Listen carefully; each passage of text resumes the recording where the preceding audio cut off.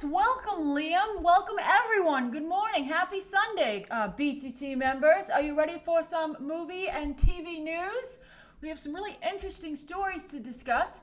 Thank you for joining me today. I apologize for the delay, but we're going to have a lot of good stuff to talk about. I'm just wanting you to know I have seen the cheetah concept art, but I'm not quite sure whether or not I want to cover it. Warner Brothers is very tricky when it comes to leaked images. So I'm a little bit nervous. I'm waiting to see how it gets covered elsewhere. And maybe I'll make a video tomorrow if it's doing a little bit better. If I see some other people not have a problem with it. Platinum Diva, I didn't know you work in Vegas. That's awesome. Let's see, I work graveyard now, so I'm up at 7 a.m. in Vegas. Oh, that's great. Nice to see you. Nice to see everybody. So before we get to today's 3 stories, let me know where you guys are watching from. Let's see here. Happy Hoppy 74 is on deployment and watching from Bahrain. Oh, that's wonderful. There is cheetah concept art. It looks exactly like cheetah. I mean, the Wonder Woman looks a lot like Gal Gadot in the armor they gave her.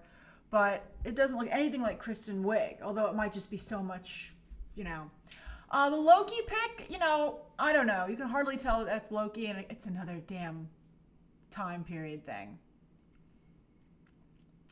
Let's see here. Nick Perkins says, lovely spring morning in Salt Lake City. Hugo's in Agrabah. Oh, Raghav says, hi, Grace from India, second time live. Oh, that's fantastic. Khadija is from South Carolina. Shield 91 is in Cozy, Michigan, outside watching the rain. Oh, that sounds lovely. Let's see here. Rodrigo is in his bed in Bogota. Augie, hi from New York. Hello, fellow New Yorker. Helen, Harrogate, UK, in the rain again. And Aruda from Calcutta, India, with popcorn. That's fantastic. Sorry, my air conditioner is going to kick on there. Let's see here. Stephen Turner in New York City, seen Dark Phoenix twice this weekend. I really enjoyed Sophie Turner's acting. I agree. Max, watching you while I make spaghetti. Oh, sounds delicious. Terry says, eating a bagel. I had a bagel this morning, too. It was quite tasty. Let's see here. Barbie says, you heard my breathing. Oh, that's funny.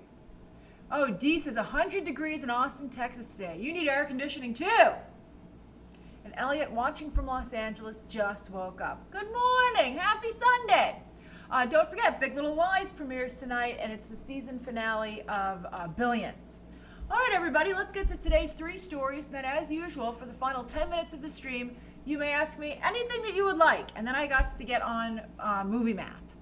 All right, here we go. First story of the day. Bam. All right, yes. This is an interesting little tidbit that came out. The Hollywood Reporter has a Heat Vision newsletter.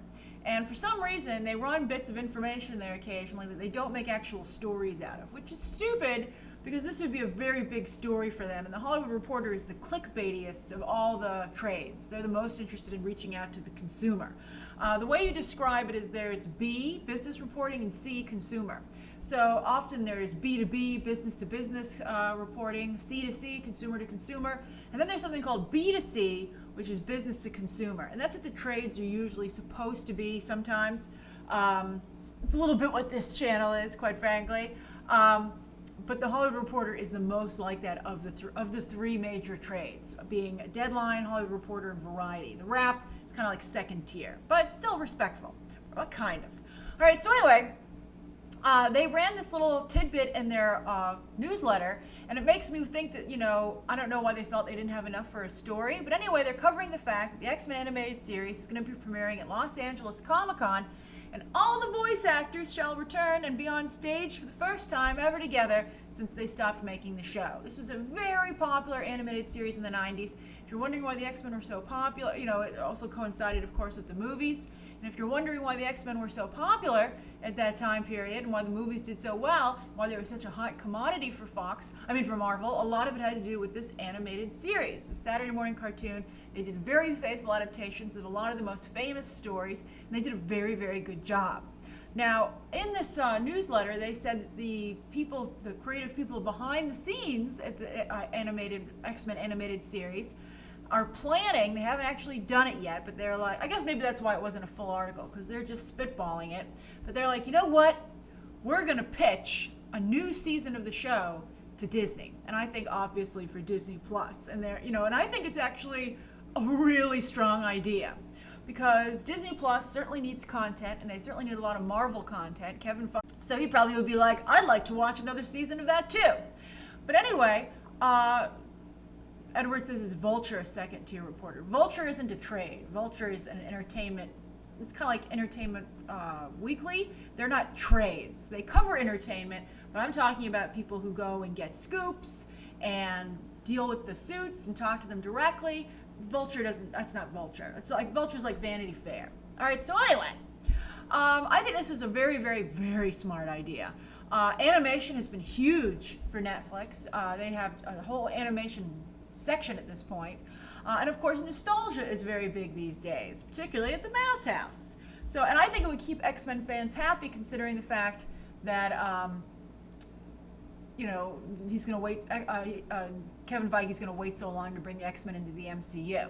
And I think it would be great for them to tell some of the news stories that have been coming out in the comics. For instance, Grant Morrison's run, which I think would be really, really nice. So I think this is just an absolutely fabulous, fabulous idea, and I hope it doesn't take them too long to get that pitch together. Although it could be maybe, I think it's a very good idea. I think you could probably write to Kevin Feige, and he would probably pick that up. All right, so that's the first story of the day. Now the second story of the day, Vin Diesel is fighting for control of this franchise, opposite, of course, his new nemesis, The Rock. What the heck happened on the set of Furious 7? That they have such a big problem between the two of them. So now we not only know, of course, The Rock is trying to wrestle the franchise away with his Hobbs and Shaw movie, which comes out, of course, in August, and it looks phenomenal. And of course, he took Jason Statham with him. But of course, he recently announced that he would not be returning for Fast and Furious 9. He's done with. He doesn't want to be on set anywhere near Vin Diesel. And Vin Diesel, The Rock has plenty of work. This is all Vin Diesel has. Although we'll talk about that in just a moment because it's pretty interesting. But anyway, they're still making Fast and Furious 9. And Universal, of course, is very interested. They're playing both sides. They just want successful movies. Justin Lin is coming back to the franchise after having a very bad situation. He tried to leave and he made that horrible Star Trek movie. And so he's like, maybe I should come back. So they took a break with James Wan and F. Gary Gray directing, but now Justin Lin is going to come back. And he did a good job. He directed Tokyo Drift onward until James Wan showed up for 7. I think those movies are okay. I think James Wan did the best one. I thought Furious 7 was excellent. James Wan, very talented. But Justin Lin basically anyway is back. The Rock again is not. So they've replaced him with another wrestler, John Cena. Now I feel this might be jumping the shark. John Cena is very tongue-in-cheek. He's kind of like The Rock for kids. And The Rock is kind of for kids, which is interesting enough. But I have to say, I understand this move to some degree. And also, John Cena and The Rock, by the way, are pals. And The Rock has said he wants John Cena to star in the Jansen Directive, which is like a Jack Reacher kind of franchise that The Rock is trying to get off the ground as a producer. The Rock was maybe thinking of starring himself. It's not working out. He's too busy. By the way, I'd be really surprised if they make a Black Adam movie. All right? Shazam did so poorly at the box office. Part of me feels that it's just The Rock's production company, kind of like trying to, get some traction on that. But I just don't understand why anybody would want to do that. All right, so anyway, especially also with the cultural appropriation situation, I think that would be, the fact that The Rock is not from the Middle East and Black Adam is supposed to be a Middle Eastern character. I'd be like, I don't know if you want to open this can of worms, Dwayne. But anyway, so The Rock and Cena are pals, so he must have The Rock's blessing. And joining the Fast and Furious franchise, as you might recall, was a very big deal for The Rock. He joined with Fast 6, I think, or Fast 5, maybe Fast 5. He wasn't doing that well up until that point, but it really, really reinvigorated his career and helped get him to the place where he is today. So John Cena probably feels, hey, me too. And he is kind of making movies that The Rock was making before he became The Rock after joining Fast and Furious. So it is a similar career path. It's a little like Robert Pattinson's trying to follow in the footsteps of Leonardo DiCaprio. And I think I think Robert Pattinson is to Leonardo DiCaprio what John Cena is to Dwayne Johnson, right? His numbers are very weak, but so were Dwayne's before he joined the Fast and Furious franchise. And I have to say, John Cena has amazing representation, because I went to see a movie yesterday and they had an ad beforehand for him hosting Smarter Than a Fifth Grader on Nickelodeon. And I was like, wow, that's a lot of work. I mean, it's a lot of money to get a show like that. If you crank out enough episodes, it starts to run in syndication and you just get like a ton of money. It's very, very, very lucrative to host television shows. So John Cena is working up a storm. All right, so I'll be curious to see if John Cena can make his career work. I think he's good, but I don't think he's A-level. Maybe he could get there. I don't know. I think, Barbie Minaj says John Cena can't act. I think he's pretty funny personally, but I don't think he's A material, and I think he's like, okay, I think it's like Dwayne Johnson, John Cena, and then Dave Bautista on the bottom. So we'll see. Dave Bautista is certainly getting a lot of work. All right, so that's the second story of the day. Now, hold on, let me mark the third one. The third story of the day, bam, is that Kevin Hart, very hard at work. He, of course, is currently shooting, or just maybe wrapped the new Jumanji. Secret Life of Pets 2 just hit theaters. He's a very successful individual. He's leaning a little bit more into family movies these days. And, for a while, for instance, speaking of family movies, he was thinking of being the new Santa Claus. There was an idea of him playing Santa Claus, as you might recall, going around town. However, maybe that stalled, but he has a new idea, and that's that his production company is trying to put together a remake of Scrooged, with Kevin Hart potentially starring. He hasn't decided if he wants to star yet. He could just produce and have someone else step into the role. Scrooged was not a particularly big hit when it hit theaters, but it's held up, I think, very well and become certainly a cult holiday classic. It recently came out again on Blu-ray. Paramount had me give out some copies, and I got a copy for myself as well.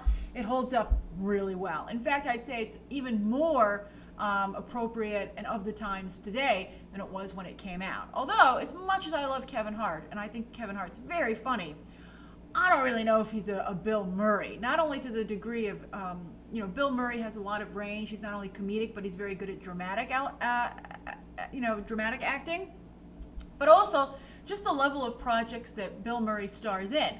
Kevin Hart's stuff looks very low budget. The last Kevin Hart movie I saw was Night School, which I thought was really phoning it in. So I have some concern that he would make like such a gentrified version of Scrooged that I don't really know what the point would be, because considering that Scrooged is supposed to have a lot of bite to it. But if Hart can get a better director and up his game, I think this would actually be a very good project for him. So, and Kevin Hart can be edgy, although it does tend to get him in a little bit of trouble. He did a pretty good job in The Upside, even though I didn't like the movie. So maybe that's one of the reasons he's interested in this, because The Upside was such a hit for him. I really think the director would be crucial to how this came together and how they updated it. But it's pretty, as I said, it's pretty apropos the way it is even today. All right, so those are the three stories of the day. Hold on. It is 10:54. You may ask me anything you would like until 11:04.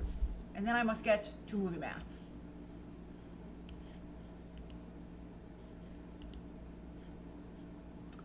Let's see here.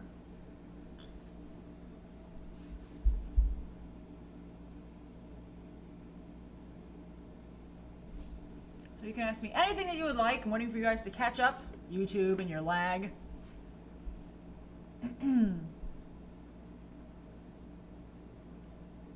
Moviegoer 727 says, thoughts on Lisa Vanderpump leaving Real Housewives? I understand. I think she should get like a competing show that's not.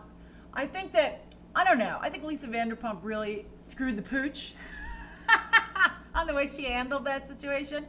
I have no problem with the way she's maybe manipulated storylines behind the scenes all these years, because she's done a damn good job. I think that she should have called Dorit after, even if she did leak that story, quite frankly, and that's where she played it incorrectly. And I think that she seemed a little bit like a crazy cat lady recently with the things that she's doing on her own. I don't watch Vanderpump Rules, and I don't think I'd watch Vanderpump Dogs either. And for a while, for a hot minute, I was like, I'm not watching Real Housewives of Beverly Hills if she's not on it. And then I was like, no, I am, because it's my favorite. It's my only show that it's the only of those, one of those shows that I enjoy, and I'm not willing to give it up, quite frankly, unless it just became so horrible. But anyway, I think she handled it really poorly, and I'll be curious to see if she can maybe start to course correct a little bit better. All right, I'm sure some of you are like, why did we spend so long on that? Because I love that show so much. Let's see here.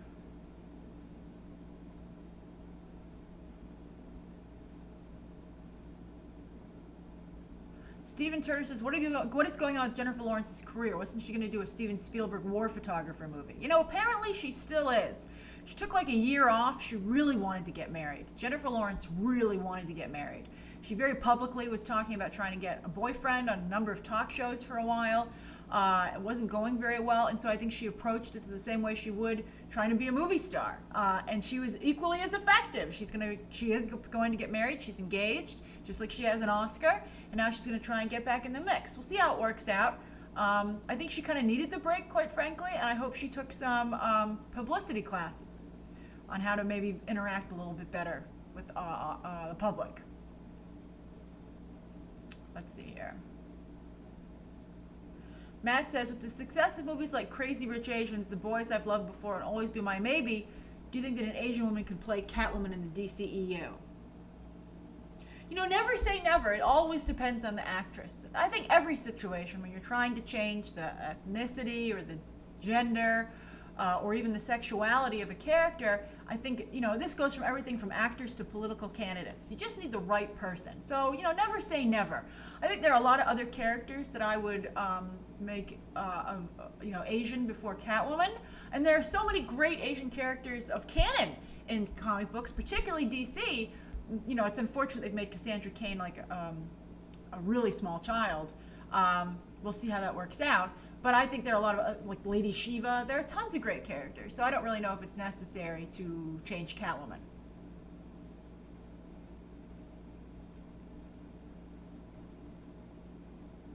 Let's see here. James Keeling, hey James, is Game of Thrones out of the Emmy running? No, I don't think it's probably not going to win very many of them. I told you Emilia Clarke might get like a sympathy one because of what was done to her character.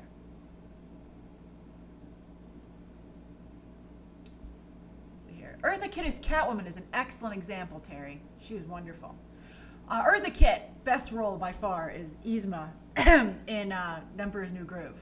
Hey, Lucky. Barbie Minaj says, why doesn't Randall Park get more work? He's fantastic. I agree. In my opinion, Randall Park is famous for not being more famous. It's like you see him and you're like, how do you not work more?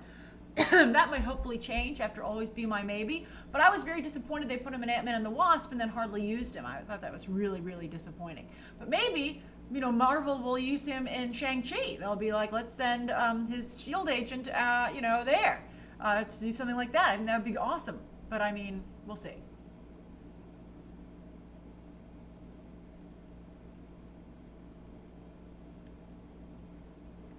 Oh, Redeem, I don't think Lena Headey will get an Emmy for Game of Thrones, the final season, because she didn't have enough to do. There's really nothing to award.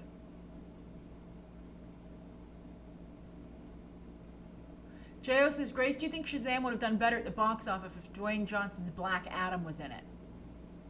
I do not. I think that it's too unknown a character, and I think the kid-adult thing, I think it just didn't click with audiences. That's right, pull the lever, Kronk. Wrong lever! That movie's so great. Let's see here. Joseph, I am planning to watch Shaft and review it.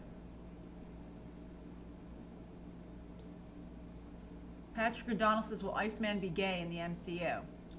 It's not worth speculating. It's so far away. Like, it really is like 5 years away. And Aruda says, squeak, squeak, with so many streaming services coming up, what will consumers do? We'll see. There was a tentative price announced on Friday for Warner's, and they were like, surprise, will be the most expensive service. And you're like, what? Like it's $17 or $18 a month because it'll include HBO. That seems ridiculously expensive to me. We'll see.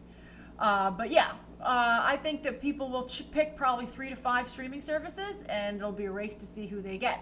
Maybe the other ones can consolidate if their services don't work out so well. I'm not looking forward to crying with Toy Story 4. I shall be upset if I do cry. I'm seeing Men in Black on Tuesday and Toy Story on Wednesday.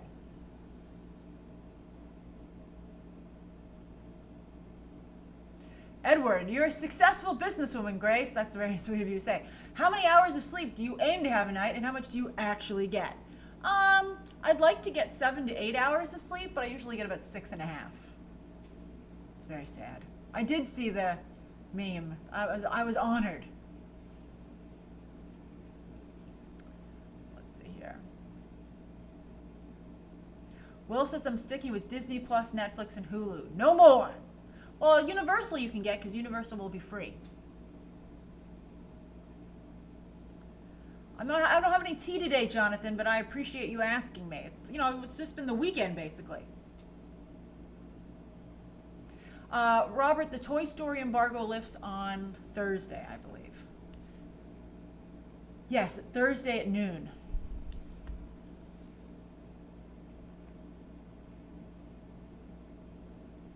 Oh, hey, Caleb. That's so nice of you.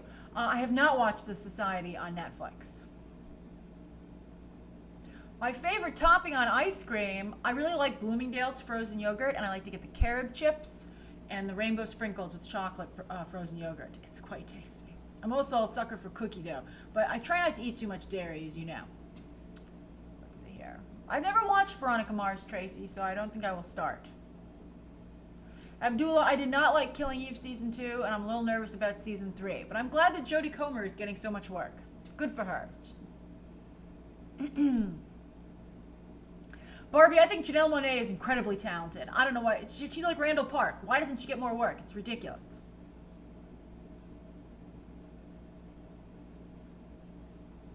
I've started to watch Jessica Jones, by the way, Tracy.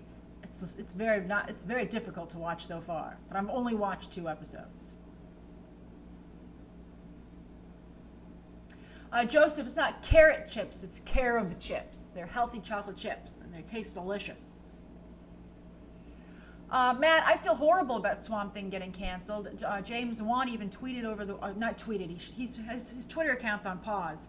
On Instagram, he said he had no idea why it was canceled, and he felt really bad about it. I think it's horrible. I think it's political. I know, as a number of people have pointed out, you've seen, and I've heard this as well, that Warner Brothers had no faith in the project even from the beginning. I was talking to some people, and they were like, "Do you think it's good? Can you tell us if you think it's good? We're not sure. We think it looks bad," which is shocking to me because it's so obviously good. Let's see here.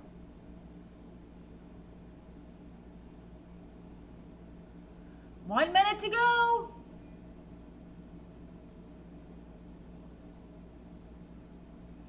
I like all Bill Murray movies, Noel, but of course I think Ghostbusters has to be the best.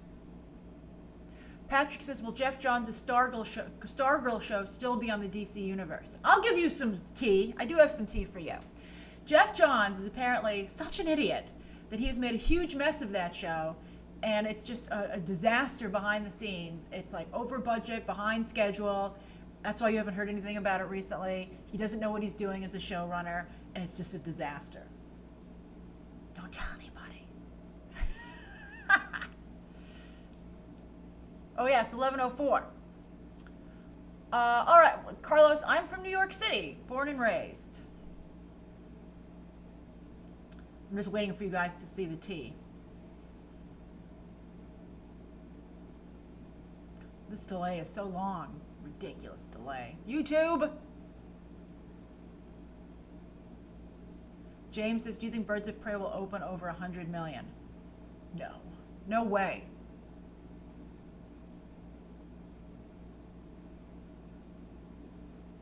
Jeff Johns didn't block me, Joseph, but he did stop following me, which made me feel a little bad. but not too bad because, I mean, I've talked to him. He's a very nice person, but he just is incompetent. All right. I'm glad you guys, I think you guys just got to the T. I'm glad I hope you enjoyed it. All right. I got to get to movie math. Have a wonderful rest of your day. Look for movie math later today. And of course, coverage all this week. We got a lot of movie reviews and stuff hitting, and I'm plenty to discuss. We'll see what trailers come out, but there should be a lot of good stuff in front of Toy Story 4. I'm not so sure if a lot of stuff will be in front of Men in Black, quite frankly. All right. Talk to you later and see you tomorrow for the stream at 4 o'clock. Bye.